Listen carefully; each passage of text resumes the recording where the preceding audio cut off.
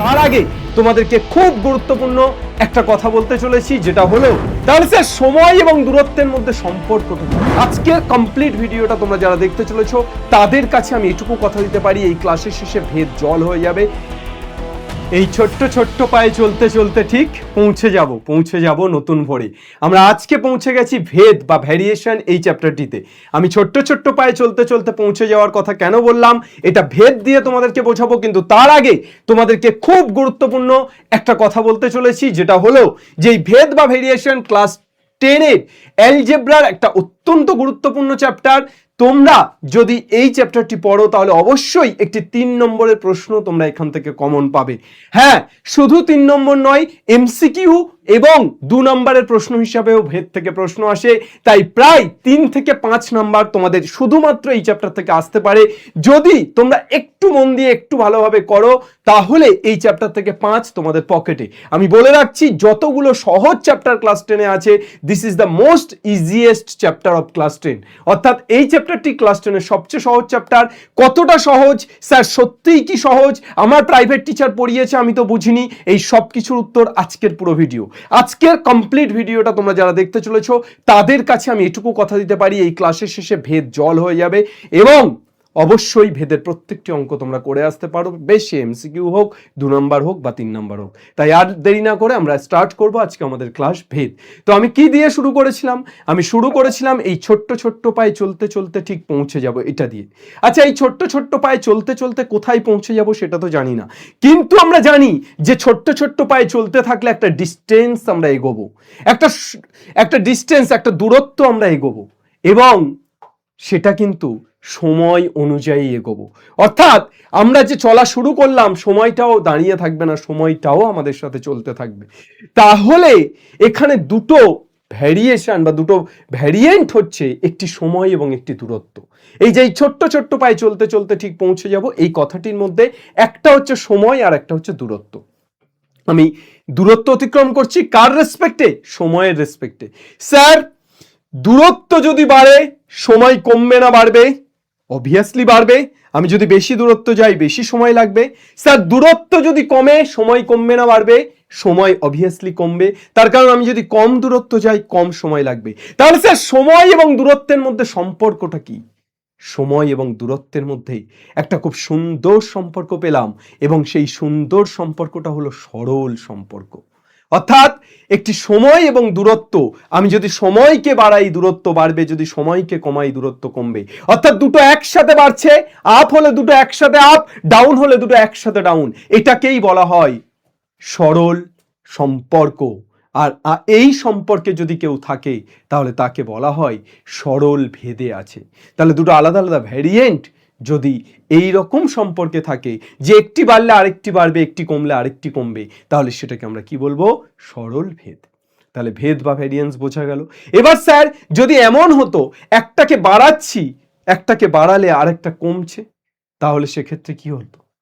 সেক্ষেত্রে কি হতো স্যার? সেক্ষেত্রে সেটা হতো ব্যস্ত ভেদ। একটা বাড়ালে আরেকটা যদি কমে তাহলে সেটা ব্যস্ত ভেদ, বা একটা কমালে আরেকটা যদি বাড়ে, অর্থাৎ অপোজিট হয় বিষয়টা, তাহলে সেটাকে আমরা কি বলবো? ব্যস্ত ভেদ। তাহলে আমরা দুটো মূলত ভেদ নিয়ে আজকে পড়াশোনা করব, তার মধ্যে একটা সরল একটা ব্যস্ত। তাহলে তোমরা প্রথমেই বুঝলে যে ভেদ বা ভ্যারিয়েশন বলতে কি বুঝি। ভেদ বা ভ্যারিয়েশন বলতে তাহলে তুলনা, কার সাপেক্ষে? একটা কোনো চলরাশি বা একটা কোনো ভ্যারিয়েন্টের সাপেক্ষে আরেকটা ভ্যারিয়েন্টকে তুলনা করা বোঝাচ্ছে, বা একাধিক ভ্যারিয়েন্টকে তুলনা করা বোঝাচ্ছে। অর্থাৎ বেশ কয়েকটা, দুজন বা দুটো বা তার বেশি, সেটা অবজেক্ট হতে পারে, সেটা মানুষ হতে পারে, যা খুশি হতে পারে, তাদের মধ্যে সম্পর্ক অনুধাবন করার জন্য বা সম্পর্ক বোঝানোর জন্য আমরা ভেদকে ব্যবহার করে থাকি। ইয়েস আর নো স্যার? Yes sir. অনেক প্র্যাকটিক্যাল এক্সাম্পল দেখবো, অনেক অঙ্ক পড়বো আমরা আজকে।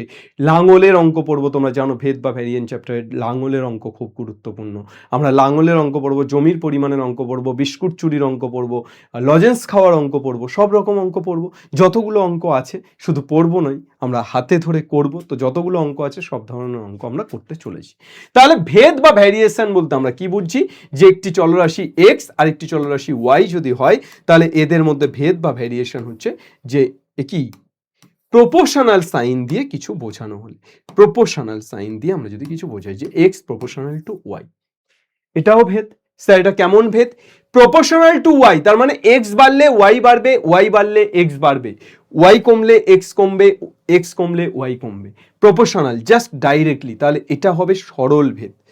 আর স্যার আরেকটাও এরকম হতে পারে যে এক্স প্রপোর্শনাল টু 1/y, অর্থাৎ দেখো এরা অপোজিট সম্পর্কে আছে, একটি বাড়লে আরেকটি কমছে, তাহলে এটাকে আমরা কি বলবো? ব্যস্ত ভেদ। একদম সিম্পল লজিক, একদম সিম্পল। স্যার এই ছোট্ট ছোট্ট পায়ে চলতে চলতে বাইরে আর একটা কোনো উদাহরণ দিন না আপনি একটু, যে শুধুমাত্র দূরত্ব সময় দিয়ে তো উদাহরণ দিলেন, আর একটা দুটো উদাহরণ দিয়ে একটু বোঝান। আমি তোমাদের বই থেকেই দেখাচ্ছি। দেখো একটা পুকুর কাটতে তিনেরটা, একটা পুকুর কাটতে 50 জন গ্রামবাসীর 18 দিন লেগেছে। পুকুরটি 15 দিনে কাটতে হলে অতিরিক্ত কতজন লোক লাগবে? তাহলে 50 জনের 18 দিন লেগেছে, 15 দিনে যদি তোমার কাটতে হয় তাহলে কি হবে? আরো বেশি জন লাগবে না কম জন লাগবে? স্যার বেশি জন লাগবে। স্যার একটা পুকুর 50 জন মিলে 18 দিনে কেটেছে, তা যদি সেটাকে 15 দিনে কাটতে হয় তাহলে 50 জন লোক পারবে না। স্যার তাহলে লোক সংখ্যা বাড়াতে হবে, অর্থাৎ বেশি লোক লাগবে। স্যার এখানে কি ঘটনা ঘটলো? যে আমার দিন কমালে লোক বাড়ছে, অর্থাৎ যতদিন আমি কমাতে চাইবো, যদি 15 দিনের জায়গায় 10 দিন করতে চাই তাহলে আরো লোক বাড়িয়ে দেবো। তাহলে দিন সংখ্যা এবং লোক সংখ্যার মধ্যে কি সম্পর্ক? স্যার এই প্রথমটা না দ্বিতীয়টা? এই দ্বিতীয়টা, ব্যস্ত সম্পর্ক। লোক সংখ্যা দিন সংখ্যার মধ্যে ব্যস্ত। স্যার কিন্তু সরণ আর সময়, অর্থাৎ দূরত্ব আর সময় কি সম্পর্ক? স্যার এটা প্রথমটা, সরল সম্পর্ক। বোঝা গেল? যদি একটি বাড়ে আরেকটিও বাড়ে তাহলে সরল, যদি একটি বাড়ে আরেকটি কমে তাহলে ব্যস্ত। এখানে কি হলো? লোক সংখ্যা যদি আমি বাড়াই তাহলে দিন সংখ্যা কম লাগবে, একটা বাড়ছে একটা কমছে, তাহলে সেটা কি সম্পর্ক? স্যার ব্যস্ত সম্পর্ক। Is that clear? প্রত্যেকে যারা যারা ক্লাসটি দেখছো তাদের প্রত্যেককে একটা রিকোয়েস্ট যে তোমরা অবশ্যই, আমি তো লাইভ ক্লাস নিচ্ছি না, রেকর্ডেড ক্লাস নিচ্ছি, কিন্তু এটা তোমাদের কাছে অনুরোধ থাকলো, যখন ইজ দ্যাট ক্লিয়ার বা যখন বুঝেছো কিনা বলছি, যদি বুঝে যাও ছোট্ট করে নিচে একটা লিখে দেবে, স্যার বুঝেছি। ওকে, চল কমেন্ট সেকশন। তাহলে বোঝা গেল। স্যার এরপর চলে আসি আমরা সরল ভেদ। তাহলে সরল ভেদ নিয়ে তো আমরা বললাম যে এখানে দূরত্ব সময়, দূরত্ব প্রপোর্শনাল টু সময়, তাহলে কি সম্পর্কে আছে? সরল সম্পর্ক বা সরল ভেদে আছে। এক্স যদি দূরত্ব ধরি এবং ওয়াই যদি সময় ধরি তাহলে এক্স প্রপোর্শনাল টু কি? X proportional to y. কিন্তু স্যার ব্যস্ত ভেদ মানে আমরা কি বললাম? আমরা একটা উদাহরণ দিলাম যে দিন সংখ্যা এবং লোক সংখ্যা। স্যার দিন সংখ্যা এবং লোক সংখ্যা কি ভেদে আছে? স্যার দিন সংখ্যা এবং লোক সংখ্যা ব্যস্ত ভেদে আছে। স্যার তাহলে দিন সংখ্যা যদি এক্স ধরি, লোক সংখ্যা যদি ওয়াই ধরি, তাহলে আমরা লিখতে পারি এক্স প্রপোর্শনাল টু 1/y। দিন সংখ্যাকে যদি এক্স ধরি এবং লোক সংখ্যাকে যদি ওয়াই ধরি, তাহলে স্যার আমরা এখান থেকে কি লিখতে পারি? X proportional to 1/y। Is that clear or not sir? Yes sir, clear sir. অঙ্ক করতে হবে আমাদের, এই চ্যাপ্টারের অঙ্ক করলেই আমরা পুরোপুরি ব্যাপারটা জেনে যাব। আমি আসছি অঙ্কে, কিন্তু তার আগে ছোট্ট ছোট্ট কয়েকটা কনসেপ্ট তোমাদের একটু বলে দিই। ভেদ ধ্রুবক। স্যার এই যে এক্স প্রপোর্শনাল টু ওয়াই লিখেছিলেন না, প্রপোর্শনাল সাইন তুলে যখনই আপনি ইকুয়াল সাইন আনতে যাবেন তখনই আপনাকে একটা কে বা একটা কনস্ট্যান্ট নিতে হবে। এই যে ধ্রুবক বা কনস্ট্যান্ট, তাহলে আমি প্রপোর্শনাল সাইনটা যখন তুলছি তখন একটা কে আসছে, তাহলে X equal to K Y. ওয়াইটা যদি এপারে চলে আসে তাহলে x by Y equal to আমরা কি লিখতে পারি? X by Y equal to আমরা লিখতে পারি কে। স্যার যখনই আপনি প্রপোর্শনাল সাইন তুলে ইকুয়াল টু সাইন দিবেন তখনই আপনাকে যেটা করতে হবে সেটা হলো আপনাকে একটা কনস্ট্যান্ট আনতে হবে, এবং যে কনস্ট্যান্টটা আপনি আনবেন সেই কনস্ট্যান্টকে আপনাকে কি বলতে হবে? স্যার এটা কি? ভেদের ক্ষেত্রে এই ধ্রুবকটি এসছে, এই যে ধ্রুবক কে, এটা কার ধ্রুবক?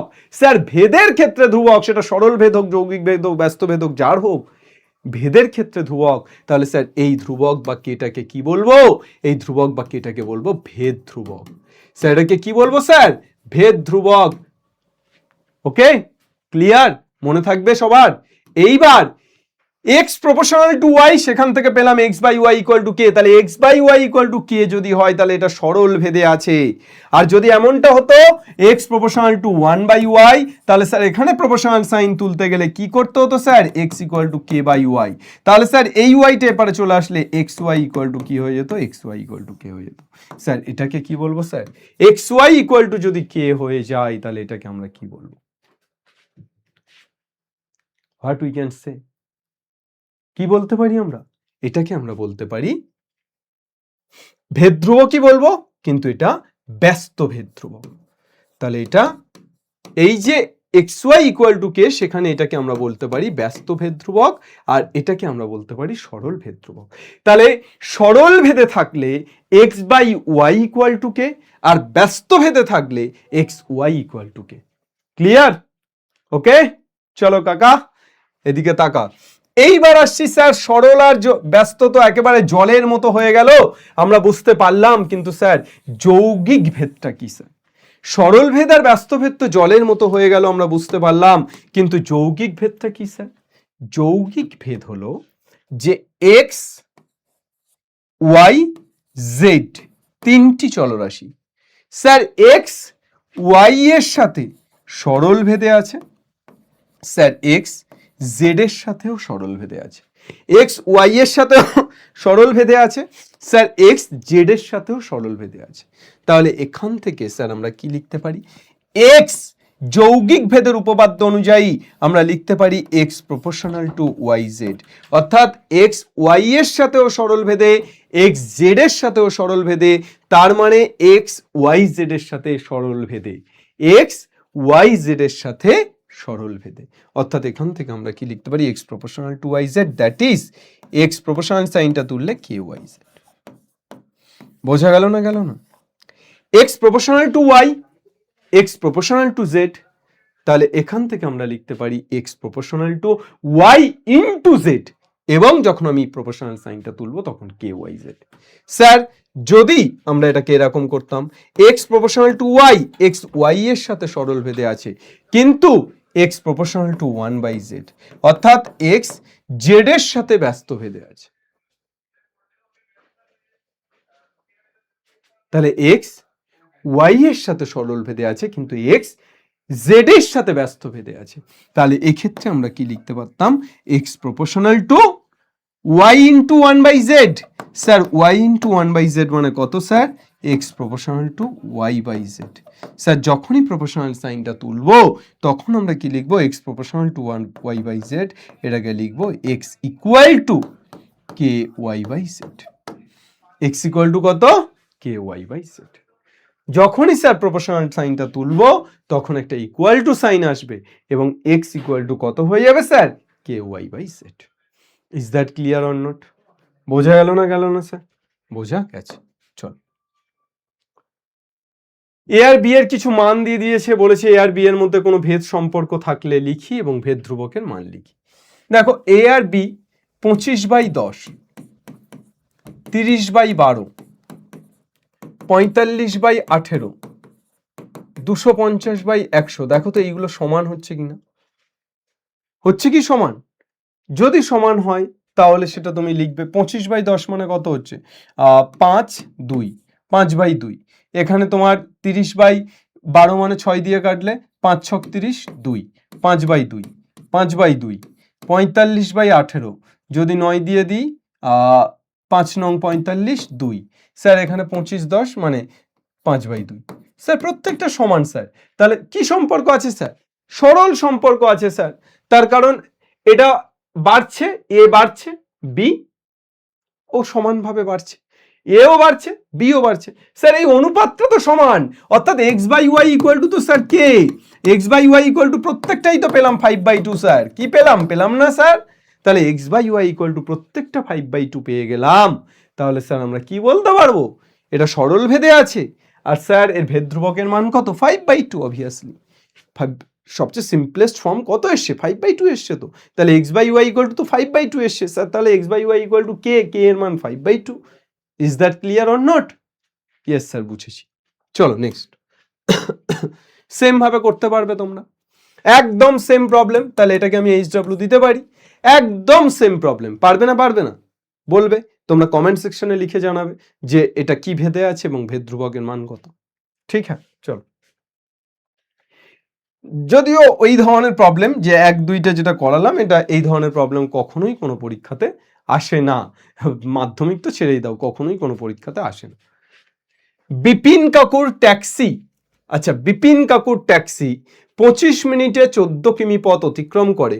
ওই একই গতিবেগে ট্যাক্সি চালিয়ে 5 ঘন্টায় তিনি কতটা পথ যাবে? ভেদতত্ত্ব প্রয়োগ করে বের করো। 25 মিনিটে 14 কিমি পথ অতিক্রম করে, 25 মিনিটে 14 কিমি পথ, তাহলে এখানে সময় এখানে দূরত্ব। স্যার সময় আর দূরত্ব 25 মিনিটে 14 কিমি পথ যদি যায় তাহলে 5 ঘন্টা মানে অনেকটা বেশি সময়, তাহলে আরো অনেক বেশি দূরত্ব যাবে। স্যার তাহলে সময় আর দূরত্বের মধ্যে সরল সম্পর্ক। স্যার কি সম্পর্ক?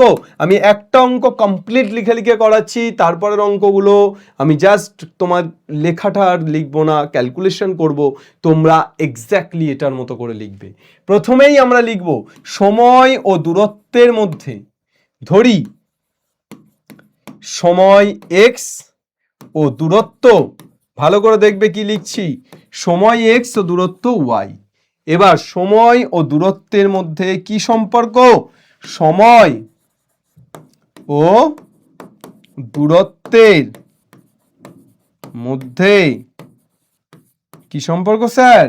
সময় ও দূরত্বের মধ্যে সরল সম্পর্ক। স্যার কি সম্পর্ক? সময় ও দূরত্বের মধ্যে সরল সম্পর্ক, অর্থাৎ সময় বাড়লে দূরত্ব বাড়ে, সময় কমলে দূরত্ব কমে। তাহলে অতএব x proportional to y, that is x equal to ky। এইবার 25 মিনিটে 14 কিমি পথ অতিক্রম করে, তাহলে প্রথমে সময়কে x ধরেছি, তাহলে প্রথম ক্ষেত্রে আমরা কি করব? x equal to 25 মিনিট বসাবো নাকি মিনিটটাকে ঘন্টায় নিয়ে যাব? কিমি পার ঘন্টায় তো হয়, তাহলে ঘন্টায় নিয়ে যাই। তাহলে 25 মিনিট মানে কত ঘন্টা? 25/60 ঘন্টা। স্যার 25/60 মানে কত ঘন্টা হয়ে যাচ্ছে? 5 5 25, 5 12 60, 5/12 আওয়ার বা ঘন্টা। x 5/12 আওয়ার, y কত স্যার? আওয়ারটা লেখা দরকার নেই, 5/12। y কত স্যার? কত কিমি পথ অতিক্রম করে? 14 কিমি। তাহলে y 14। তাহলে স্যার এখানে বসিয়ে দিলাম 1 ইমপ্লাস কি হচ্ছে sir? x 5/12 k into y 14। Sir তাহলে কে কত? 5/12 ইন্টু 14। এটা কে? স্যার কে এর মান 5/12 ইন্টু 14। স্যার তাহলে কি করবে এরপর? দ্বিতীয় ক্ষেত্রে x এর জায়গায় কত লিখবো স্যার? 5 ঘন্টা। আর y জানি না স্যার, তাহলে আমরা x equal to ky এর জায়গায় কত লিখবো? 5 equal to 5/12 into 14 into y। 5 5 কাটছে স্যার, 12 into 14, তাহলে দ্যাট ইজ অতএব y equal to কত পেয়ে যাচ্ছি? 12 into 14। 14 12, 4 দুগুণে 8, 2 কে 2, 4 কে 4, 8 6 168। y equal to কত? 168। কি স্যার? y 168 কিমি। স্যার 25 মিনিটে যদি 14 কিমি যায় তাহলে 5 ঘন্টায় কতটা দূরত্ব যাবে? 5 ঘন্টায় কতটা দূরত্ব যাবে? 168 কিমি দূরত্ব যাবে। তাহলে স্যার লিখতে হবে আমাকে উত্তরটা, যে অতএব 5 ঘন্টায় 168 কিমি দূরত্ব অতিক্রম করবে। এটা উত্তর হিসাবে লিখবে। পুরো এই ফরম্যাটে তোমাকে প্রবলেম করতে হবে, কমপ্লিটলি এই ফরম্যাটে তোমাকে অঙ্ক করতে হবে। তাহলে এই ফরম্যাটেই তোমরা প্রত্যেকটা অঙ্ক করতে পারবে। এক্স ওয়াই ধরে নেবে, সম্পর্কটা ভেদের মধ্যে ভেদটা কি সেটা বের করে নেবে, তারপর জাস্ট মান বসাবে। প্রথমে এক্স ওয়াই এর মান দেওয়া ছিল, বসিয়ে কে এর মান বের করে নিয়েছি। দ্বিতীয়তে কে এর মান বের করে নিয়েছি, আর এক্স এর মান দেওয়া ছিল, ওয়াই এর মান পেয়ে গেছি। As simple as that. প্রথম দুটো থেকে এক্স আর ওয়াই দুটোর মানই দেওয়া আছে, তুমি কে এর মানটা বের করে নিলে। সেকেন্ড ইকুয়েশনে তোমার ওয়াই এর মান দেওয়া, এক্স এর মান দেওয়া আছে, সেটা বসালে, আর কে এর মান যেটা পেয়েছো সেটা বসালে, তাহলে কি পেয়ে গেলে? ওয়াই পেয়ে গেলে। এইভাবেই প্রত্যেকটা অঙ্ক করতে হবে। স্যার 3-এর দাগে 2-এরটা একটু করিয়ে দিন না স্যার প্লিজ। কি দেওয়া আছে বল বাবা? আমাদের স্কুলে প্রথম শ্রেণী 24 জন শিশুর মধ্যে এক বাক্স সন্দেশ সমান ভাগে ভাগ করে দিলাম। তাহলে প্রথম শ্রেণীতে কতজন শিশু আছে বাবা? 24। এইগুলো আমি কে যেন বলেছে যে অঙ্ক করতে গেলে বাংলা লাগে না, তাকে এই অঙ্কগুলো দেখাতে হবে যে বাংলা কতটা গুরুত্বপূর্ণ অঙ্ক করার ক্ষেত্রে। তো আমাদের স্কুলের প্রথম শ্রেণী 24 জন শিশুর মধ্যে, তাহলে শিশুর সংখ্যাটা হয়ে গেল 24। এক বাক্স সন্দেশ সমান ভাগে ভাগ করে দিলাম, প্রত্যেকে 5টি করে গোটা সন্দেশ পেল, তাহলে প্রত্যেকের সন্দেশ পাওয়ার সংখ্যা 5টি। তাহলে 24 জন শিশু প্রত্যেকে 5টা করে সন্দেশ পায়, তাহলে টোটাল সন্দেশ কত? 24 গুণ 5। স্যার শিশুর সংখ্যা 4 জন কমে গেলে প্রত্যেকে কত করে গোটা সন্দেশ পাবে? প্রত্যেকে কটা করে গোটা সন্দেশ পাবে? তাহলে 24 জন শিশু প্রত্যেকে 5টা করে পায়, 4 জন শিশু যদি কম হয় তাহলে গোটা সন্দেশের সংখ্যাটা কি হবে? বাড়বে। কত বাড়লো সেটা বের করতে হবে। স্যার এখানে দুটো জিনিস, দুটো ভ্যারিয়েন্ট আছে, একটা তো শিশুর সংখ্যা, আর একটা কি স্যার? সন্দেশ, প্রত্যেকের সন্দেশ পাওয়ার সংখ্যা। তাহলে স্যার এখান থেকে আমি কি লিখতে পারবো? What can we write? শিশুর সংখ্যা, ধরি শিশুর সংখ্যা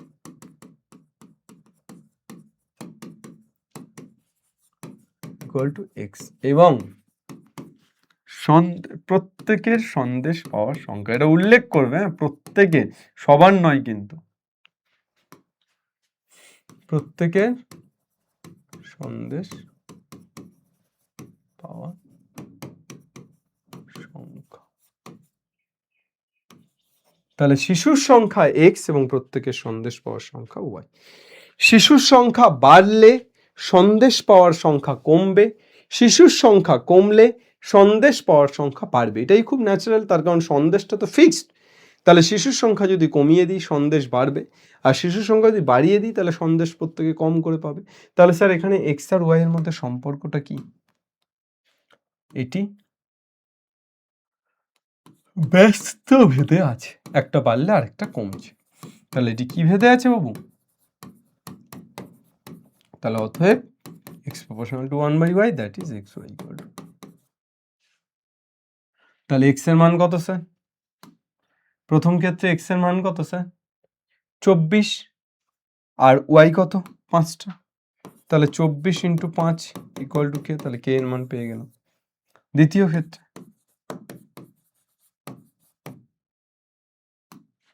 কি বলেছি? শিশুর সংখ্যা 4 জন কম, তাহলে শিশুর সংখ্যা যদি 4 জন কম হয় তাহলে x ইকুয়াল টু 24 ছিল, হয়ে গেল 20, আর কি স্যার? প্রত্যেকে কতগুলি করে গোটা সন্দেশ পাবে? তাহলে ওয়াই বের করতে হবে। তাহলে এক্স ওয়াই অর্থাৎ 20 × y ইকুয়াল টু কত?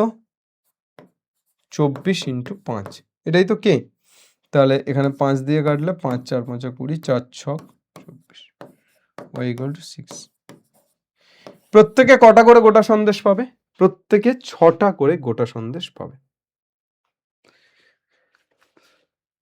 তাহলে বোঝা গেছে আশা করি। সন্দেশ খাওয়া হয়েছে, পেট ভরেছে।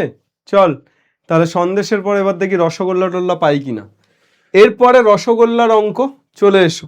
আচ্ছা সন্দেশের অঙ্ক এখনো বাকি আছে একটা। ও বাবা, সন্দেশ খেয়ে নিয়েছিস, নে এবার পুকুর কাট।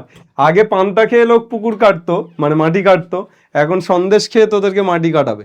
একটি পুকুর কাটতে 50 জন গ্রামবাসীর 18 দিন সময় লেগেছে, 15 দিনে কাটতে হলে অতিরিক্ত কজন লোক লাগবে? তাহলে 50 জন গ্রামবাসী পুকুরটি কাটে কদিনে? একদম দেখ, অ্যাজ সিম্পল অ্যাজ দ্যাট। 50 জন গ্রামবাসী 18 দিনে কাটে, 15 দিনে কাটতে হলে 15 দিনে কাটতে হলে কতজন গ্রামবাসী লাগবে? অতিরিক্ত কতজন গ্রামবাসী লাগবে পেয়ে গেলে, অতিরিক্ত কতজন লাগবে তো পেয়েই যাবো। স্যার ধরি গ্রামবাসীর সংখ্যা, ধরি গ্রামবাসীর সংখ্যা, গ্রামবাসী নয় কিন্তু, গ্রামবাসীর সংখ্যা, ধরি গ্রামবাসীর সংখ্যা এক্স জন এবং দিন সংখ্যা ওয়াই। এক্স আর ওয়াই কি ভেদে আছে? গ্রামবাসীর সাথে দিন সংখ্যার ব্যস্ত সম্পর্ক। একই রে ভাই, গ্রামবাসীর সাথে দিন সংখ্যার ব্যস্ত সম্পর্ক। স্যার কেন? তার কারণ গ্রামবাসী যদি বাড়ে দিন কমবে পুকুর কাটার, আর গ্রামবাসীর সংখ্যা যদি কমে দিন বেড়ে যাবে, অর্থাৎ বেশি দিন লাগবে। তাহলে ব্যস্ত সম্পর্ক, অতএব x proportional to 1/y, that is, এটা ইমপ্লাই করছে xy equal to k। কে কে যেন এই পুকুর পাড়ে মাটি চুরি করে। চলো তাহলে xy equal to কত হয়ে গেল? কে। এবার প্রথম ক্ষেত্রে কি বলেছে বাবা? প্রথম ক্ষেত্রে এক্স এর মান কত বলেছে, সব অঙ্কই তো তোর করিয়ে দিচ্ছি রে। এক্স এর মান 50, ওয়াই এর মান 18, তাহলে 50 ওয়াই 18, তাহলে অতএব কে ইকুয়াল টু কত হবে 50 ইন্টু 18, অতএব কে ইকুয়াল টু কত হবে 50 into 18। Is that clear or not? প্রত্যেকে বুঝে গেছো আশা করি। তাহলে এবার দ্বিতীয় ক্ষেত্রে কি লিখবো, দ্বিতীয় ক্ষেত্রে কি লিখবো, দ্বিতীয় ক্ষেত্রে x Y equal to k, দ্বিতীয় ক্ষেত্রে এক্স কত বলেছে 15 দিনে করতে হবে, y equal to 15, what is x, তাহলে এখানে আমরা এক্স ওয়াই ইকুয়াল টু কত লিখবো কে, তাহলে x Y equal to K যদি লিখি তাহলে এখানে এক্স জানি না, ওয়াই 15, কে হচ্ছে 50 ইন্টু 18, তাহলে স্যার এখান থেকে এক্স ইকুয়াল টু কত 50 ইন্টু 18 বাই 15, স্যার 15 5 3 10 3 ছক, স্যার এক্স ইকুয়াল টু কত 60, তাহলে অতিরিক্ত কতজন লোক লাগবে 50 জন লোক আছে, তাহলে অতিরিক্ত কতজন লোক লাগবে 15 দিনে করতে গেলে, আমার হাতে তো 50 জন লোক আছে কিন্তু আমার 15 দিনে করতে গেলে 60 জন লোক লাগবে, তাহলে 60 জন লোক লাগবে মানে অতিরিক্ত কতজন লোক লাগবে, স্যার অতিরিক্ত 10 জন লোক লাগবে, অতিরিক্ত কতজন লোক লাগবে, অতিরিক্ত 10 জন লোক লাগবে, তাহলে অতএব অতিরিক্ত 10 জন লোক প্রয়োজন।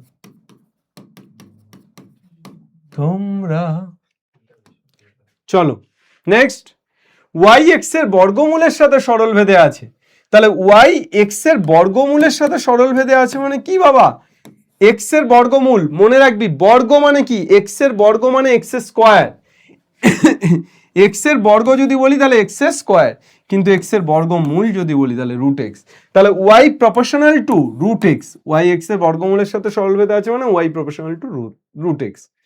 এবার y9 x9, x এর মান বের করতে বলেছে যখন y6, তাহলে y proportional to root x মানে y equal to k root x।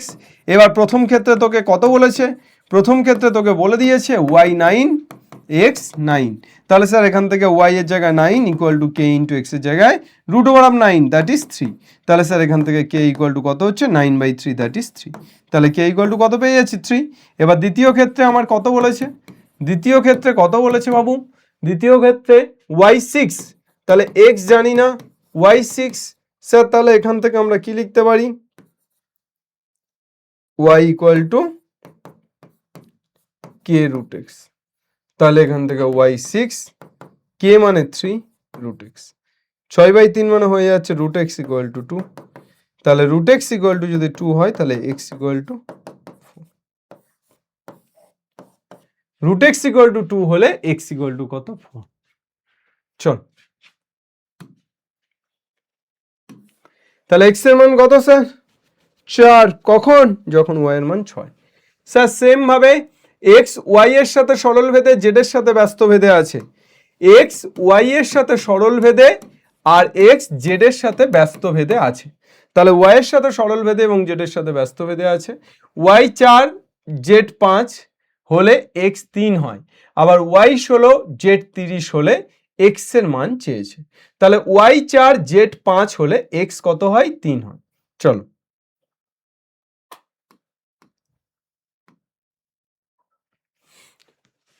y এর মান 4 z এর মান 5 হলে x এর মান কত বলেছে 3, তাহলে প্রথম ক্ষেত্রে আচ্ছা এটা যৌগিক ভেদটা আগে লিখি, যৌগিক ভেদের উপপাদ্য অনুযায়ী নাকি, যৌগিক ভেদের উপপাদ্য অনুযায়ী, যৌগিক ভেদের উপপাদ্য অনুযায়ী কি লিখতে পারি sir, x proportional to y আর x proportional to 1/z, তার মানে x proportional to y/z that is x equal to ky/z। এবার স্যার প্রথম ক্ষেত্রে কত বলেছে স্যার, প্রথম ক্ষেত্রে x কত বলেছে, अभी ना जाओ छोड़कर x3 y4 z5, x3 y4 z5, ये दिल अभी भरा नहीं, k ইন্টু কত y/z দ্যাট ইজ 4/z মানে কত 5। अभी अभी तो आए हो 4k equal to 15 that is k equal to 15/4। বাহারে বন কে ছায়ে হো, দ্বিতীয় ক্ষেত্রে x এর মান কত, y এর মান কত, z এর মান তো 15/4, এই k এর মান 15/4 পেয়ে গেছি, তাহলে দ্বিতীয় ক্ষেত্রে y 16 z 30, y 16 z 30, x का वैल्यू निकालना चाहिए, x का वैल्यू निकालना चाहिए, k का वैल्यू कितना है 15/4। চলো তাহলে এখান থেকে আমরা কি লিখতে পারি, x equal to K y by z, তাহলে x equal to K y by z, তাহলে এখান থেকে আমরা কত লিখতে পারি, x এর মান কত, k এর মান 15/4, y এর মান 16, z এর মান 30, 15/4, y এর মান 16, z এর মান 30, 4 4 16, 15 দুগানে 30, 2, স্যার x এর মান কত, স্যার x এর মান 2। Sir is that clear or not? প্রত্যেকে बात समझ आ रहा है? প্রত্যেকে একটু জানিয়ে দেবেন কমেন্টে, ঠিক আছে? চলো তাহলে x এর মান 2 পেলাম। এই সেম প্রবলেম তৃতীয়টা, যৌগিক ভেদের একটি প্রবলেম তোদের করালাম, সেম প্রবলেম তৃতীয়টা x এর মান চেয়েছে, সেম ভাবে 2 এর সেম ভাবে 2 এর মতো, 3 এরটা তাহলে 2 এর মতো সেম ভাবে তোরা করছিস, 3 2 এর সাথে সেম, যেগুলো একদম সেম সেম প্রবলেম সেগুলো একটু HW দিচ্ছি, বাড়িতে করিস এবং জানাস যে পারছিস কিনা, যেগুলো একদম সেম সেম প্রবলেম, ঠিক আছে, একদম সেম হুবহু সেম। ম্যাথটা তো ভাই ওইভাবে আমি টুকে দিলাম আর তুই করে নিলি, নিয়ে পরীক্ষাতে করে দিয়ে আসলি, মানে জাস্ট খেলাম আর বমি করে উগড়ে দিলাম, এইরকম বিষয়টা তো নয়। ম্যাথটা তো হজম করার ব্যাপার আছে, তাই না, যে খেয়ে হজম করে নিতে হবে এবং হজম করার পর আমাদেরকে পুষ্টি সরবরাহ হবে আমাদের শরীরে, যাতে করে আমরা অন্যান্য কাজবাজ করতে পারি। তো এটাই হচ্ছে গণিত। গণিত ম্যাথ আমি সবসময়ের জন্য বলি যে ম্যাথটা কিন্তু শেখার বিষয়, মুখস্থ করার বিষয় একেবারে নয়। এখন তুই ম্যাথটা শিখছিস, অ্যাপ্লাই যেন তুই নিজেই করতে পারিস, এই কনফিডেন্টটা আনতে হবে। ক্লিয়ার? আমি ম্যাথগুলো করাচ্ছি কেন স্যার তাহলে পরপর, আমি এই কারণেই করাচ্ছি যে তোদের নলেজটাকে গেইন হয়ে যায়, যাতে এইগুলো করতে করতে একটা সময় পর তোরা যে কোনো অঙ্ক পারিস, ঠিক আছে? 5 এর 1, x प्रोपोर्शनल टू y, तुझको क्या कहा है रे बेटा, x plus y proportional to x minus y। তাহলে x যদি প্রপোর্শনাল টু y হয়, এখান থেকে তোকে কি বলেছে, x plus y proportional to x minus y, तुम क्या करोगे बेटा, x proportional to y that is x equal to ky। তাহলে x ইকুয়াল টু যদি ky হয় তাহলে x by y equal to কত k, তাহলে এখান থেকে যোগভাগ প্রক্রিয়া অ্যাপ্লাই করলে x plus y by x minus y equal to কত, k plus 1 by k minus 1।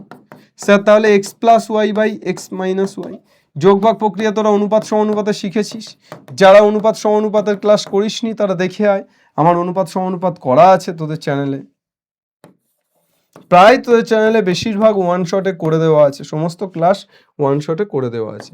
x plus y by x minus y, k plus 1 by k minus 1 that is equal to আমরা ধরতে পারি k1, let k plus 1 by k minus 1 that is equal to কত, k1। এবার এখান থেকে আমরা কত লিখতে পারি, এটাকে k1 ধরে নিলাম, তাহলে এখান থেকে x প্লাস ওয়াই কি হয়ে যাচ্ছে, equal to k1 into x minus y, তাহলে x plus y equal to k1 into x minus 1, that means আমরা লিখতে পারি অতএব x plus Y proportional to x minus y, অতএব আমরা কি লিখতে পারি, x plus Y proportional to x minus y. Is that clear or not? बात समझ आया? हेलो हेलो नजरे स्क्रीन पर, बात समझ आया? सबका साथ सबका विकास होगा। चलो अच्छा, তাহলে x plus Y proportional to x minus y প্রমাণ হয়ে গেছে। নেক্সট দুয়েরটা কি বলেছে দাদা, ও দাদা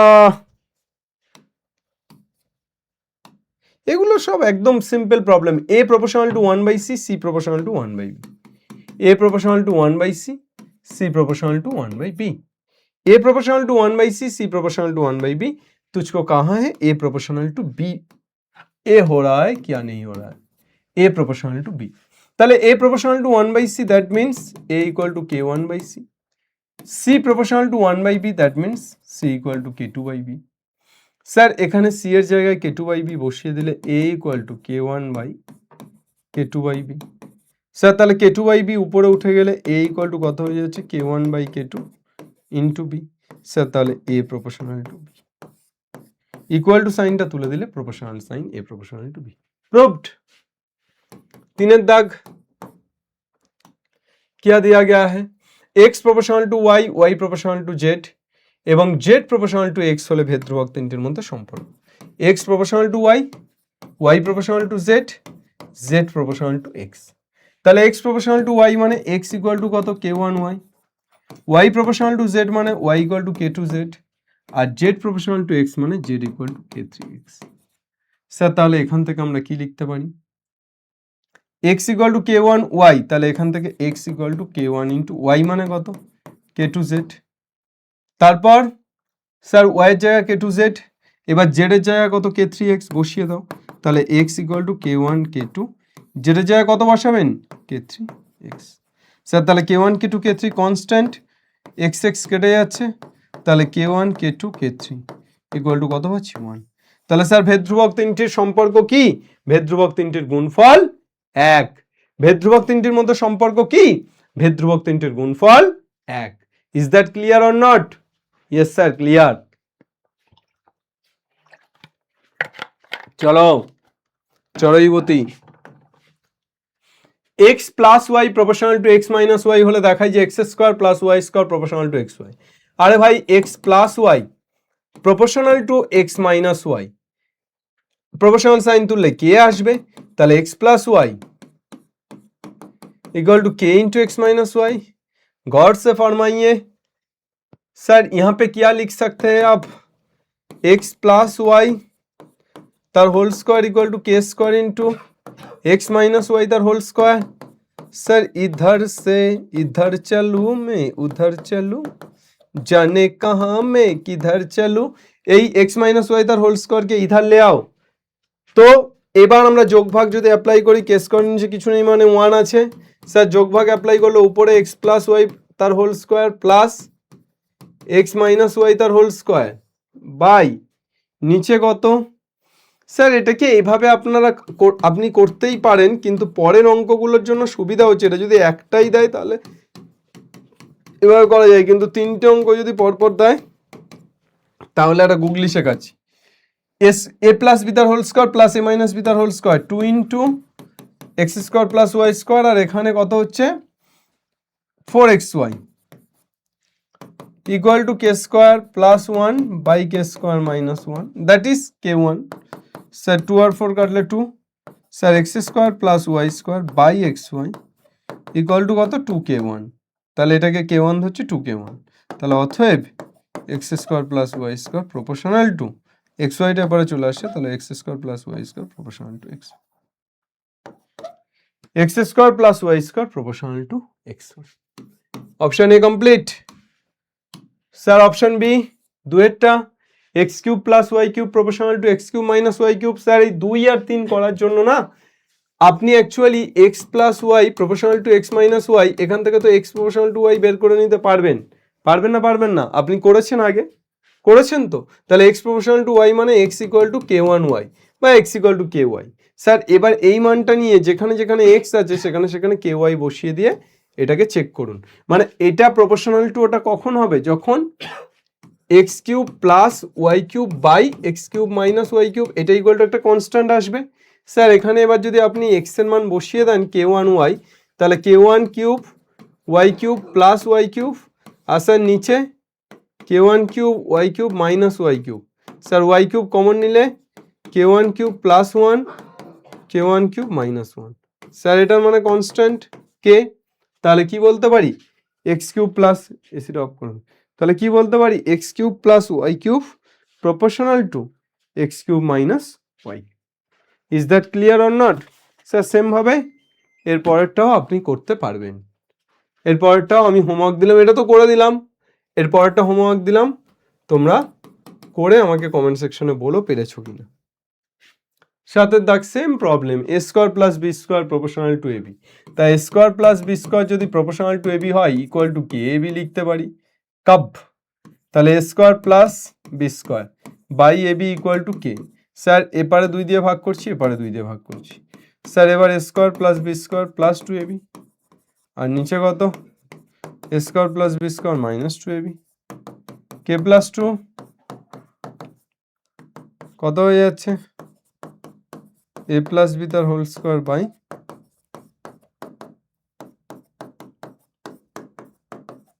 স্যার তাহলে A plus B by A minus B equal to K plus two by, sir তাহলে কত হয়ে যাচ্ছে এ প্লাস বি, এটা পুরোটা কে ওয়ান ধরছি, তাহলে A plus B proportional to A minus B, পুরোটা কনস্ট্যান্ট তো, তাহলে A plus B by A minus B constant হলে কি হবে, A plus B proportional to A minus B.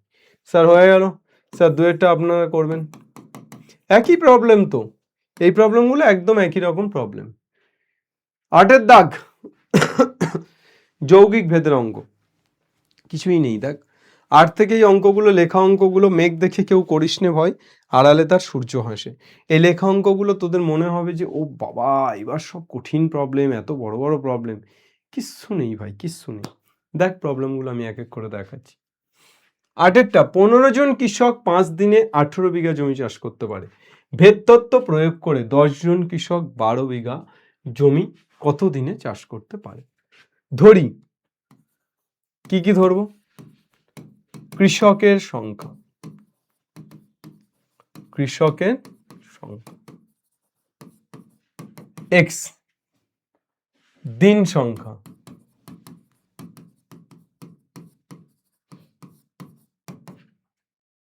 Y এবং বিঘার পরিমাণ বা জমির পরিমাণ বলা যায়, জমির পরিমাণ জেড। কৃষকের সংখ্যা এক্স, দিন সংখ্যা ওয়াই, জমির পরিমাণ জেড। তাহলে কৃষকের সংখ্যার সাথে দিন সংখ্যার সম্পর্ক কি, কৃষক সংখ্যা ও দিন সংখ্যার কি সম্পর্ক, কৃষক সংখ্যা ও দিন সংখ্যার ব্যস্ত সম্পর্ক, কৃষক বাড়লে দিন কমবে, কৃষক কমলে দিন বাড়বে। তাহলে কৃষক সংখ্যা ও দিন সংখ্যার ব্যস্ত সম্পর্ক। তাহলে অতএব আমরা কি লিখতে পারি, এক্স প্রপোর্শনাল টু 1/y। ক নাম্বার, 1 নম্বর। এবার বলো তো কৃষক সংখ্যার সাথে জমির পরিমাণের কি সম্পর্ক,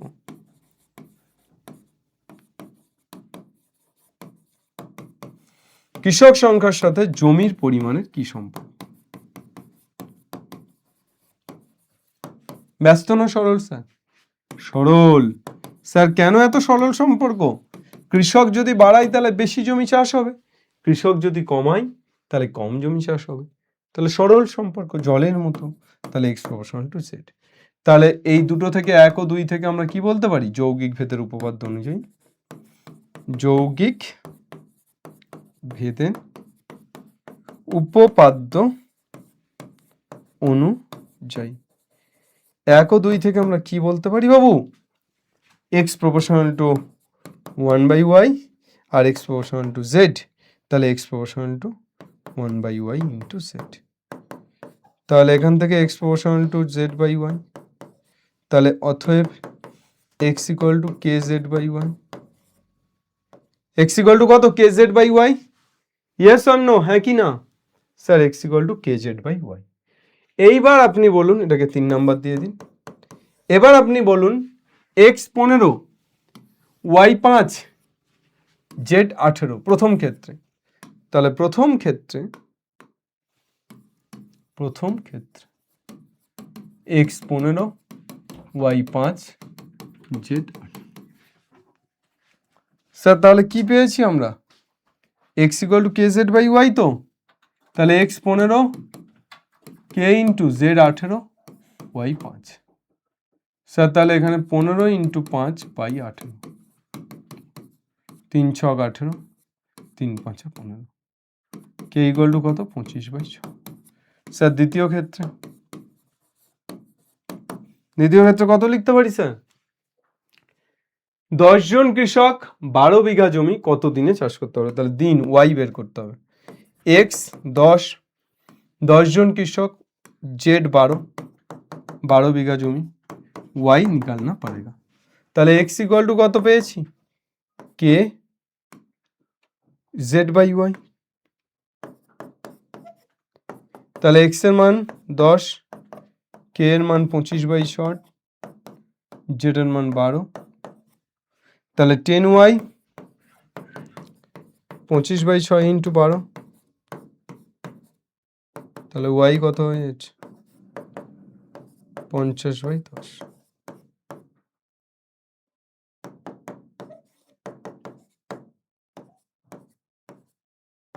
অতএব y ইকুয়াল টু কত পাচ্ছি 5। তাহলে ভেদ তত্ত্ব প্রয়োগ করে 10 জন কৃষক 12 বিঘা জমি কত দিনে চাষ করতে পারবে তা নির্ণয় করি। কত দিনে চাষ করতে পারবে বাবা? 5 দিনে চাষ করতে পারবে। 5 দিনে চাষ করতে পারবে। ठीक है, चलो चलते। 15 জন কৃষক 5 দিনে 18 বিঘা জমি চাষ করতে পারে। 10 জন কৃষক 12 বিঘা জমি চাষ করতে, তাহলে কদিন লাগছে? 5 দিন। চলো নেক্সট। গোলকের আয়তন গোলকের ব্যাসার্ধের ত্রিঘাতের সাথে সরল ভেদে আছে। একটি গোলকের আয়তন ধরে নিচ্ছি ভি, ব্যাসার্ধের ত্রিঘাত, তাহলে ব্যাসার্ধ আর, তাহলে এর সাথে v proportional to R cube, তাহলে ভি ইকুয়াল টু কত কে আর কিউব। স্যার এবার কি বলেছে? এত মিটার দৈর্ঘ্যের ব্যাস বিশিষ্ট, তাহলে ব্যাস বলে দিয়েছে 1.5, মানে 3/2 একটা, 2 একটা আর 5/2 একটা, এটা ব্যাস। তাহলে স্যার ব্যাসার্ধ কত হবে? 3/4, 1 আর 5/4, এটা হবে ব্যাসার্ধ। নিরেট গোলককে গলিয়ে একটি নতুন গোলক বানানো হলো। নতুন গোলকের ব্যাসের দৈর্ঘ্য চেয়েছে। আমি ধরে নেব নতুন গোলকের ব্যাস, এই নতুন গোলকের ব্যাসার্ধ আর, নতুন গোলকের ব্যাসার্ধ ক্যাপিটাল আর। তাহলে এই তিনটেকে গলিয়ে একটি নতুন গোলক বানানো হলো। তাহলে নতুন গোলকের ব্যাসার্ধ চেয়েছে। তাহলে আমরা আবার এখান থেকে লিখতে পারি v proportional to capital r cube, that is v equal to K r cube. তাহলে এখান থেকে আমরা কি লিখতে পারি? এখান থেকে আমরা লিখতে পারি v equal to K into r cube, মানে প্রথমটা কত 3/4 তার হোল কিউব হলো।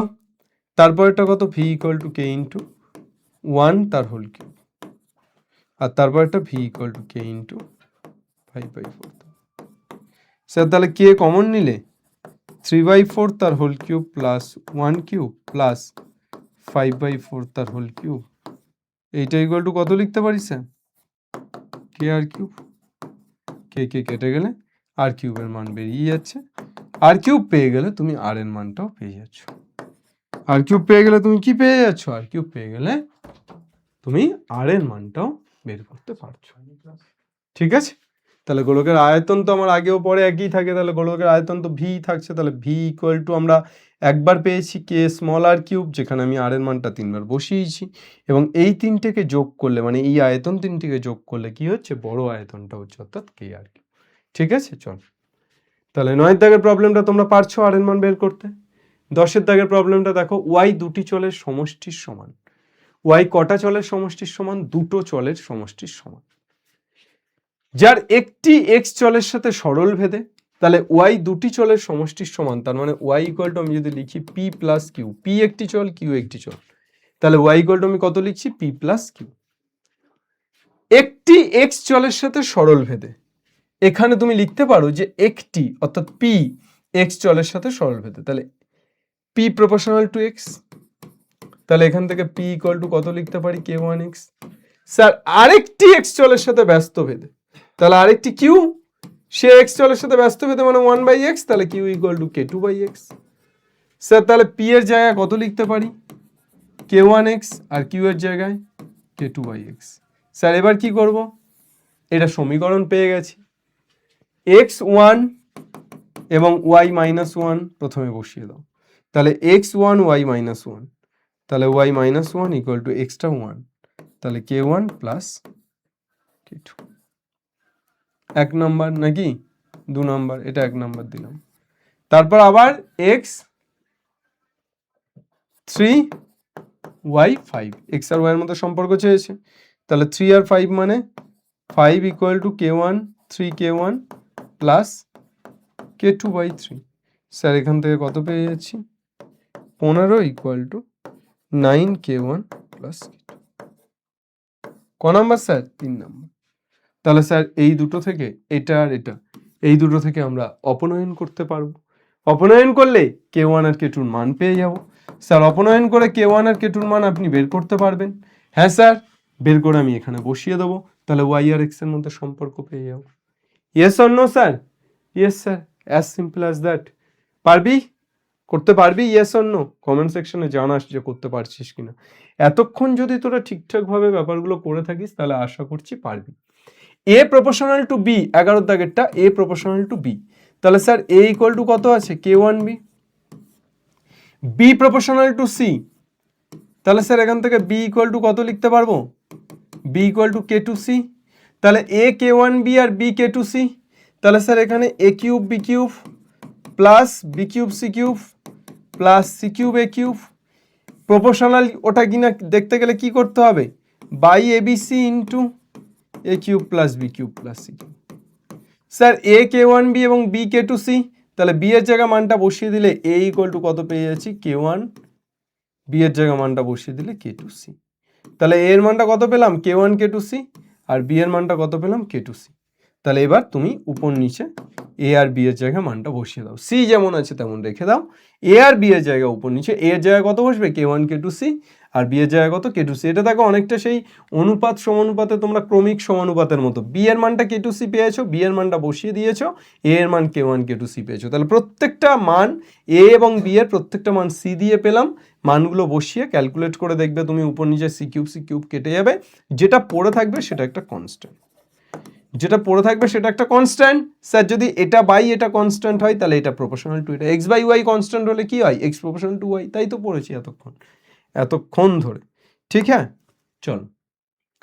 এক্স ডেসিমিটার গভীর একটি কূপ খনন করার জন্য মোট ব্যয়ের এক অংশ এক্স এর সাথে সরল ভেদে এবং অপর অংশ এক্স স্কোয়ারের সঙ্গে সরল ভেদে পরিবর্তিত হয়। ঠিক হ্যাঁ, তো এক্স ডেসিমিটার গভীর একটি কূপ খনন করার জন্য যে ব্যয়টা তার একটা অংশ এক্স এর সাথে সরল ভেদে পরিবর্তিত হয়, তাহলে আমি ধরে নিচ্ছি মোট ব্যয় ওয়াই। ধরি মোট ব্যয় কত, তাহলে এই যে ওয়াইটা মোট ব্যয়, এটা কার সাথে, এক্স এর সাথে সরল ভেদে এবং মোট ব্যয়ের এক অংশ এক্স এর সাথে সরল ভেদে, তাহলে ওয়াই ইকুয়াল টু আমরা ধরে নিচ্ছি পি প্লাস কিউ।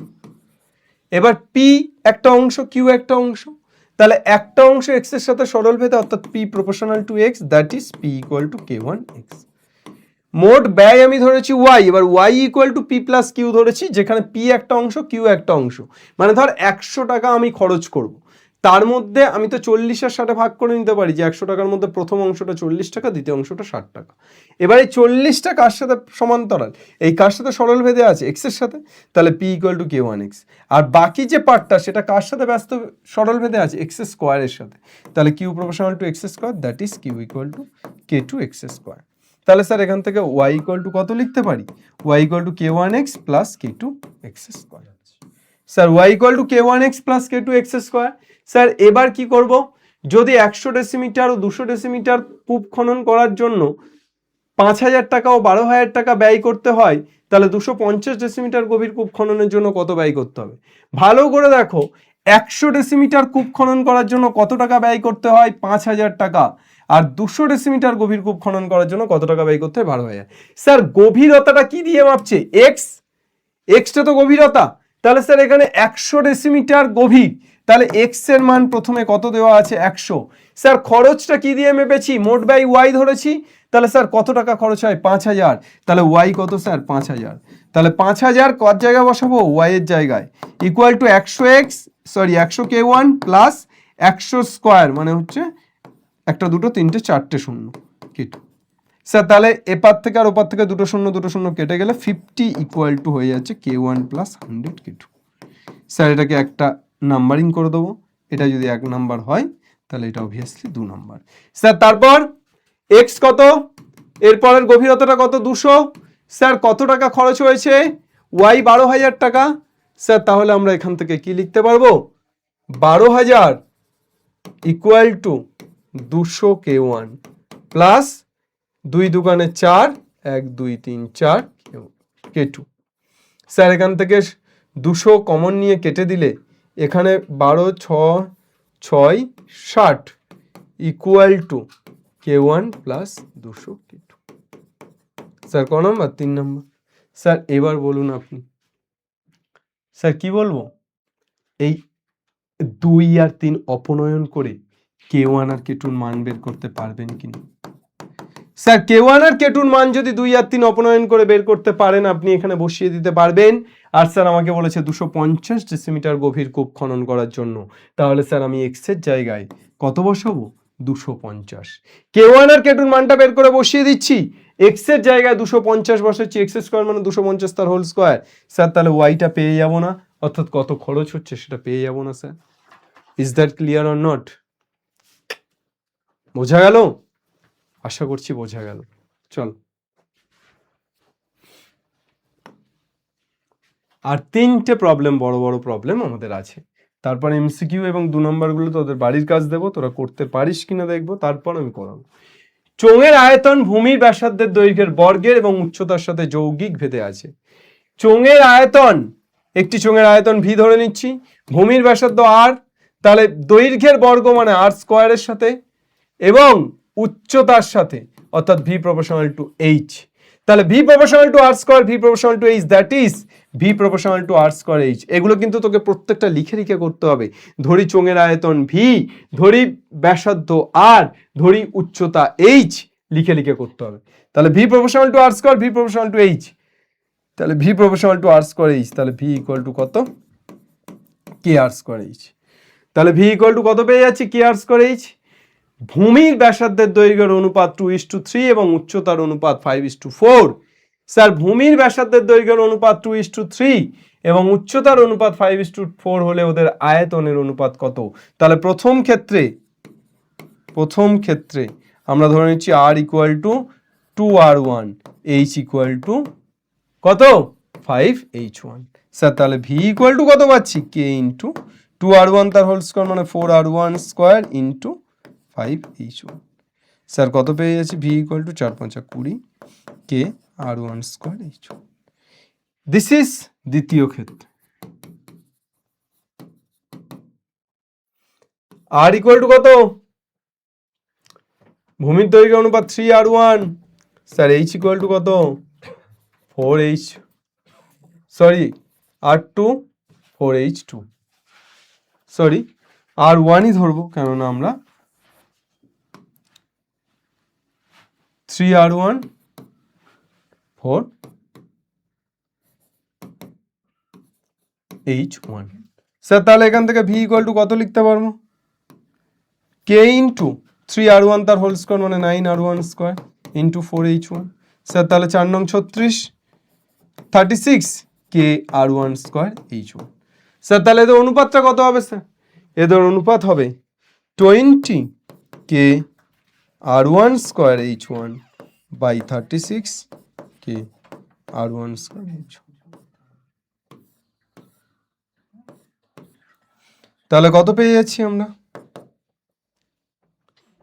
20 আর 36, 4 দিয়ে কাটলে 4 5 20, 4 দিয়ে কাটলে 4 নং 36, 5:9।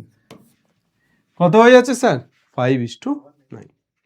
স্যার নেক্সট এর পরেরটা কি আছে, আয়তন অনুপাত আমরা পেয়ে গেলাম, আয়তন অনুপাত 5:9। স্যার এর পরেরটা কি আছে, পাঁচলা গ্রামের কৃষি সমবায় সমিতি, পাঁচলা গ্রামের কৃষি সমবায় সমিতি একটি ট্র্যাক্টর ক্রয় করেছে। কৃষি সমবায় সমিতি মানে তোরা জানিস যে যারা কৃষি কাজ করে তারা সবাই মিলে এরকম অনেক সমিতি গঠন করে, যারা সবাই মিলে একটি ট্র্যাক্টর কিনেছে। আগে সমিতির আগে কি দিয়ে চাষ করতো, তাহলে ট্র্যাক্টর কিনেছে সবে, তাহলে আমাকে বুঝতে হবে আগে লাঙল দিয়ে চাষ করতো। তাহলে আগে সমিতির 2400 বিঘা জমি 25টি লাঙল দিয়ে চাষ করতে 36 দিন সময় লাগতো। কত বিঘা জমি স্যার, 2400, কটা লাঙল 25টা, কতদিন লাগতো 36 দিন। খুব ভালো করে বুঝবে। এখন অর্ধেক জমি, স্যার অর্ধেক জমি মানে কত? 2400 অর্ধেক 1200। শুধুমাত্র ট্র্যাক্টরটি দিয়ে 30 দিনে চাষ করা যাচ্ছে। স্যার দিন কত লাগছে? 30। শুধুমাত্র ট্র্যাক্টর মানে একটা ট্র্যাক্টর। আমাকে বলেছে একটা ট্র্যাক্টর কটা লাঙলের কাজ করে। তাহলে আমি যদি 1200 বিঘা জমি 30 দিনে চাষ করতে কটা লাঙল লাগছে সেটা বের করতে পারি, তাহলে সেই লাঙলটা একটা ট্র্যাক্টরের সমান পেয়ে যাব। স্যার এখানে আমরা কি করব? জমির পরিমাণকে ধরি জমির পরিমাণ x, আমরা যেভাবে প্রত্যেকটাতে ধরছি, ধরি জমির পরিমাণ কত? জমির পরিমাণ x। স্যার দিন সংখ্যা কত? y, এবং লাঙলের সংখ্যা।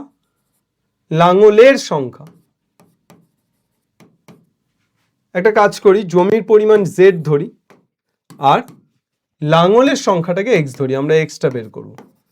চল এইবার বলো যে জমির পরিমাণের সাথে, আচ্ছা লাঙলের সংখ্যার সাথে দিন সংখ্যার কি সম্পর্ক? স্যার লাঙল যদি বাড়াই, আমি যদি লাঙল বাড়াই তাহলে আমার কম দিন লাগবে, আমি যদি লাঙল কমাই তাহলে আমার বেশি দিন লাগবে। তাহলে উল্টো হচ্ছে স্যার, তাহলে এইটা আর এইটার মধ্যে ব্যস্ত সম্পর্ক। তাহলে এক্স ও ওয়াই এর মধ্যে কি সম্পর্ক স্যার? ব্যস্ত সম্পর্ক। তাহলে স্যার অতএব x proportional to 1/y, x proportional to 1/y। এবার বলো তো লাঙলের সাথে জমির পরিমাণের কি সম্পর্ক? লাঙল সংখ্যার সাথে জমির পরিমাণে, লাঙল বাড়ালে বেশি জমি চাষ করা যাবে, লাঙল কমালে কম জমি চাষ করা যাবে। তাহলে এখানে সম্পর্কটা আসলে হয়ে গেল সরল সম্পর্ক। লাঙলের সাথে জমির পরিমাণের কি সম্পর্ক? সরল। তাহলে x প্রপোর্শনাল টু z, তাহলে x proportional to 1/y, x proportional to z। এই দুটো থেকে কি বলতে পারি? যৌগিক ভেদের উপপাদ্য অনুযায়ী এটা লিখতে হবে, যৌগিক ভেদের উপপাদ্য অনুযায়ী x proportional to 1/y into z মানে z/y। তাহলে x প্রপোর্শনাল টু যদি z/y হয়, x ইকুয়াল টু কত sir? kz/y। Sir x equal to যদি kz/y হয়, এবার আমরা মানগুলো বসাবো। প্রথম ক্ষেত্রে x কত? কটা লাঙল? 25টা লাঙল। x 25, y কত? কদিন লাগে? 36 দিন। তাহলে y 36, z কত? কত বিঘা জমি? 2400 বিঘা জমি, z 2400। স্যার তাহলে আমরা কি পেলাম? x equal two kz/y। তাহলে x ইকুয়াল টু kz/y আমরা যদি করি তাহলে k, x এর মান কত? 25, k ইন্টু z এর মান কত? 2400, y এর মান কত? 36। স্যার কত পেয়ে যাচ্ছি? 12 দুগুণে 24, 200, 3 বারং 36। Sir 3 25 75 by 200 equal to K? Sir 25 দিয়ে কাটলে 25 3 75, 4 8, তাহলে কে ইকুয়াল টু কত পাচ্ছি? 3/8। স্যার তাহলে দ্বিতীয় ক্ষেত্রে কি করতে পারি? কি কি দেওয়া আছে আমরা? অর্ধেক জমি, তাহলে জেড 1200 বিঘা, কদিন লাগে? ওয়াই কদিন? দিন সংখ্যা কত? 30 দিন, তাহলে ওয়াই 30। তাহলে আমরা কি লিখতে পারি? x equal two kz/y। তাহলে x ইকুয়াল টু k মানে 3/8 ইন্টু z মানে কত? 1200, আর y মানে কত? 30। 0 0 কাটছে, 3 4 12, 40, 5 আসছে 40। স্যার x ইকুয়াল টু কত পেলাম? 15। তাহলে স্যার x ইকুয়াল টু কি ধরেছিলাম? লাঙলের সংখ্যা। তাহলে কটা লাঙল লাগে? 15টা লাঙল। স্যার 15টা লাঙল কটা ট্র্যাক্টরের কাজ করে? একটা ট্র্যাক্টরের কাজ করে। তাহলে 15টা লাঙল একটা ট্র্যাক্টরের কাজ করে। কি বললাম? 15টা লাঙল, তাহলে আমরা কি করলাম? 15টা লাঙল একটি ট্র্যাক্টরের কাজ করে। এইভাবে স্টেপ বাই স্টেপ আমাদেরকে করতে হবে। যদি আমাদের এই অঙ্কটি 3 নম্বরে থাকে তাহলে আমাদেরকে কিন্তু কমপ্লিটলি যে স্টেপগুলো আমি বললাম, যেগুলো লিখেছি যেগুলো লিখিনি, সবগুলো সেভাবে করতে হবে। চল স্যার নেক্সট, গোলকের আয়তন তার ব্যাসার্ধের ত্রিঘাতের সাথে সরল ভেদে আছে। এই যে গোলকের আয়তন ভি, ব্যাসার্ধ আর, তাহলে তার ত্রিঘাত মানে 3টে ঘাত, তাহলে V proportional to R cube. Sir গোলকের পৃষ্ঠতলের ক্ষেত্রফল তার ব্যাসার্ধের পৃষ্ঠতলের ক্ষেত্রফল এস ধরছি, ব্যাসার্ধের বর্গের সাথে সরল ভেদে আছে, তাহলে S proportional to R square. Sir বলেছে আয়তন আর বক্রতলের পৃষ্ঠতলের কি বলেছে, প্রমাণ করো গোলকের আয়তনের বর্গ এবং পৃষ্ঠতলের ঘনের সঙ্গে সরল ভেদে থাকবে। Sir V proportional to R cube মানে V equal to K R cube. Sir S proportional to R square মানে এস ইকুয়াল টু, আচ্ছা এটা কে ওয়ান ধরি, S equal to K two R square. Sir তাহলে এখান থেকে আমরা যদি ভিটাকে বর্গ করে দিই তাহলে V square equal to K one square R to the power six. Sir এখান থেকে আমি যদি এসটাকে ঘন করে দিই তাহলে S cube equal to K two cube R to the power six. Sir এখানে R to the power six R to the power সিক্সটা মিলে গেল, তাহলে R to the power six equal to কত পাচ্ছি, অতএব R to the power six, R to the power six কত পাচ্ছি, V square by K one square. Sir এখানে আর টু দি পাওয়ার সিক্সটা কত পাচ্ছি, S cube by K two. Sir তাহলে V square K one square equal to S cube K two. Sir তাহলে এখান থেকে কি লিখতে পারি, আমি কে ওয়ান স্কোয়ারটা ওপারে নিয়ে চলে গেলে V square equal to K one square by K two cube into S cube. Sir এই K one square by K two cube এটা তো কনস্ট্যান্ট। স্যার তাহলে কনস্ট্যান্ট যদি হয় তাহলে V square proportional to S cube. Sir তাহলে আয়তনের বর্গ পৃষ্ঠতলের ঘনের সাথে সরল ভেদে আছে, দিস ইজ প্রুভড। আয়তনের বর্গ কার সাথে সরল ভেদে আছে, পৃষ্ঠতলের ঘনের সাথে সরল ভেদে আছে। তাহলে সমস্ত বড় কোশ্চেন টোটাল এখানে যত বড় কোশ্চেন ছিল সবগুলো করানো হয়ে গেল। 16 দাগে এমসিকিউ এবং 17 দাগে 2 নাম্বার, এটা তোমাদের হোমওয়ার্ক দিলাম। আমি আশা করছি যে ভেদ চ্যাপ্টারটি তোমাদের যেভাবে করালাম তারপরে আর কোনো রকম কোনো ডাউট থাকবে না। তো তোমরা প্রত্যেকে এমসিকিউ গুলো করবে এবং 2 নাম্বারগুলো করবে। কোনো অঙ্ক যদি না পারো তাহলে তোমরা কমেন্ট সেকশনে সেটা লিখে জানাবে যে হ্যাঁ স্যার এই অঙ্কটা আমরা পারিনি, তারপর আমি সেই ব্যবস্থা করব, ঠিক আছে। থ্যাংক ইউ এভরিওয়ান, প্রত্যেকে ক্লাসটি দেখবে এবং অবশ্যই তোমরা প্রত্যেকে ক্লাসটিকে তোমাদের বন্ধুদের সাথে শেয়ার করে নেবে। এই প্রতিটি ক্লাসের ক্লাস নোট আমাদের এসওই বাংলা অ্যাপ প্লে স্টোর থেকে ডাউনলোড করবে, সেখানে ফ্রি কন্টেন্ট সেকশনে যাবে, প্রত্যেকটি ক্লাসের ক্লাস নোট তোমাদের দেওয়া আছে। সিএনএসওই 9-10 খুলবে, সিএনএসওই 9-10 খোলার পর ক্লাস 9 ক্লাস 10, যে ক্লাস 10 খুললে তুমি সেখানে ম্যাথামেটিক্সের একটি ফোল্ডার পাবে এবং সেখানে তোমার এই যে আজকের ক্লাস তার ক্লাস নোট পাবে। আর অবশ্যই আমাদের ফেসবুক ইনস্টাগ্রাম তোমরা লাইক ফলো করবে না, তার কারণ ফেসবুক ইনস্টাগ্রাম করবে না বাচ্চা ছেলে মেয়ে। আর বাকি প্লে স্টোরটা অবশ্যই তোমরা যাবে, গিয়ে ডাউনলোড করে রাখবে প্লে স্টোর থেকে এসওই Bangla app. Telegram, play store সমস্ত লিঙ্ক তোমাদের আমাদের যে ডেসক্রিপশন সেখানে দেওয়া আছে এবং সেখানে হোয়াটসঅ্যাপ আর টেলিগ্রাম চ্যানেলের লিঙ্ক দেওয়া আছে, ওই দুটো খুব ইম্পর্টেন্ট, ওই দুটো তোমরা অ্যাড হয়ে থেকো। আর বাকি এই অ্যাপটাও খুব ইম্পর্টেন্ট, তোমাদের জন্য 3টে জিনিস ইম্পর্টেন্ট, হোয়াটসঅ্যাপ, টেলিগ্রাম আর অ্যাপ। আর বাকি ফেসবুক ইনস্টাগ্রাম আমি চাই না করো, কিন্তু করলে করো, আর কি করা যাবে। ঠিক আছে, কেমন লাগলো ভিডিওটি অবশ্যই কমেন্ট করে জানিও, আর যদি ভালো লাগে অবশ্যই বন্ধুদের সাথে শেয়ার করে নিও। লাইক, শেয়ার অ্যান্ড সাবস্ক্রাইব কতবার বলবো, করে দিস, চল পাগলা। টাটা। বাংলা পড়বে, বাংলা শিখবে এবং বাংলা জিতবে। জয় হিন্দ।